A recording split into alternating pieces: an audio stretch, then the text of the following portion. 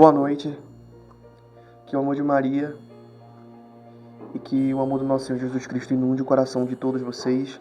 Hoje a gente vai começar um estudo do Catecismo no meu canal do YouTube. Tá? A minha intenção é ensinar a todos aqueles que realmente têm um entendimento muito pequeno do Catecismo. Tá?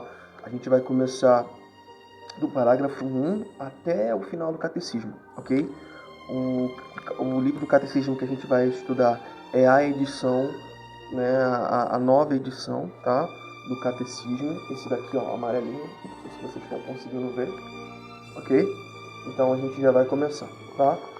E aí eu vou fazer pequenas pausas, tá, para explicar algumas questões do próprio Catecismo, ok? Então a gente já vai começar do parágrafo 1. A vida do homem, conhecer e amar a Deus. Deus infinitamente perfeito e bem-aventurado em si mesmo.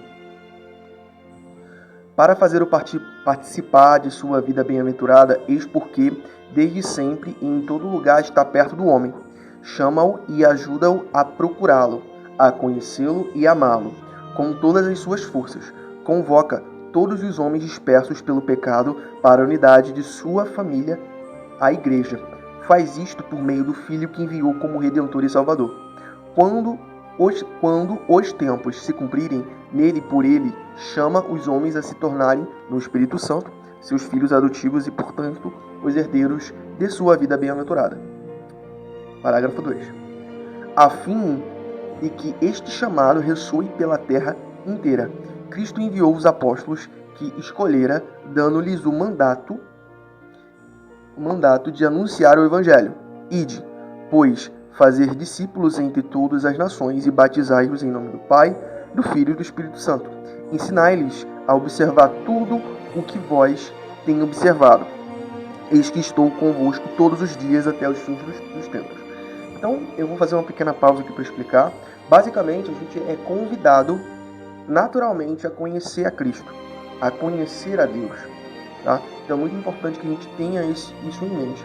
Tá? E no momento que a gente adentra na fé, no momento que a gente realmente adentra para entender espiritualmente os propósitos de Deus nas nossas vidas, a gente se junta à vida bem-aventurada de Cristo. Ok? Continuando. Os que, com a ajuda de Deus, acolheram o chamado de Cristo e lhes responderam livremente, foram, por sua vez, impulsionados pelo amor de Cristo a anunciar por todas as partes do mundo a boa notícia. Este tesouro recebido dos apóstolos foi guardado fielmente por seus sucessores. Todos os fiéis de Cristo são chamados a transmiti-lo de geração em geração, anunciando a fé, vivendo na partilha fraterna e celebrando na liturgia na oração.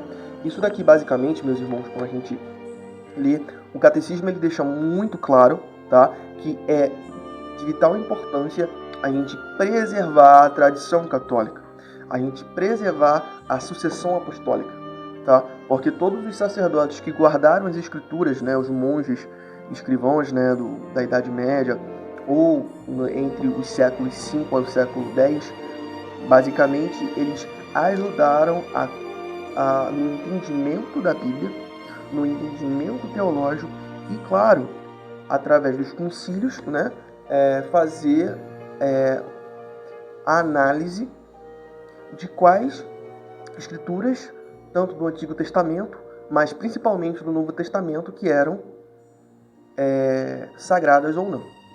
Ok? Então, vamos seguir adiante. Agora a gente está no parágrafo 4. Transmitir a fé, a catequese.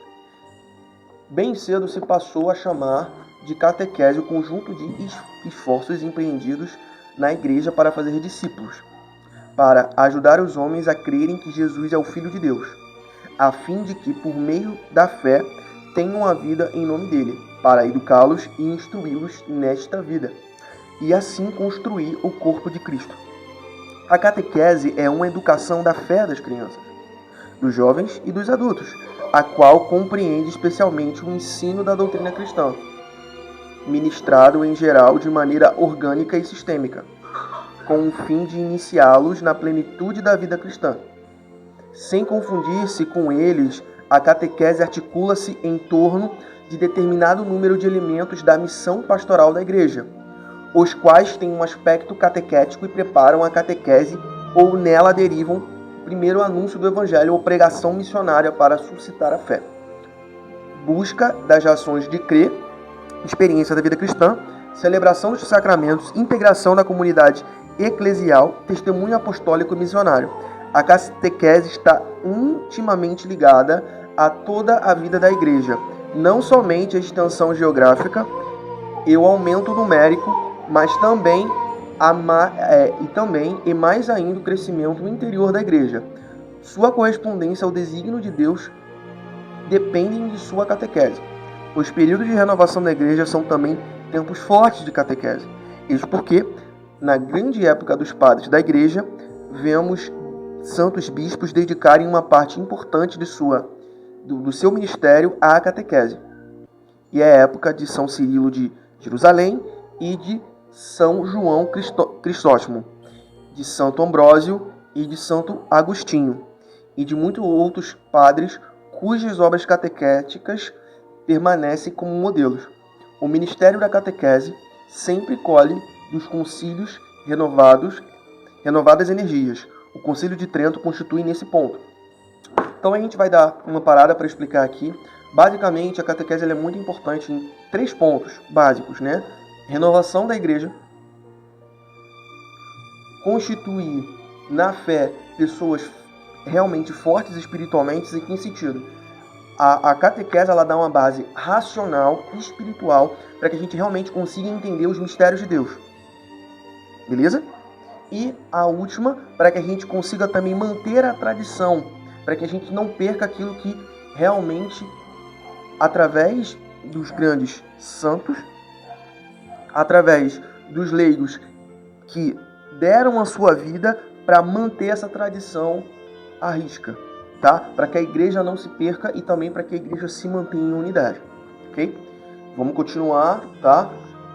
Porque eu parei no parágrafo 10.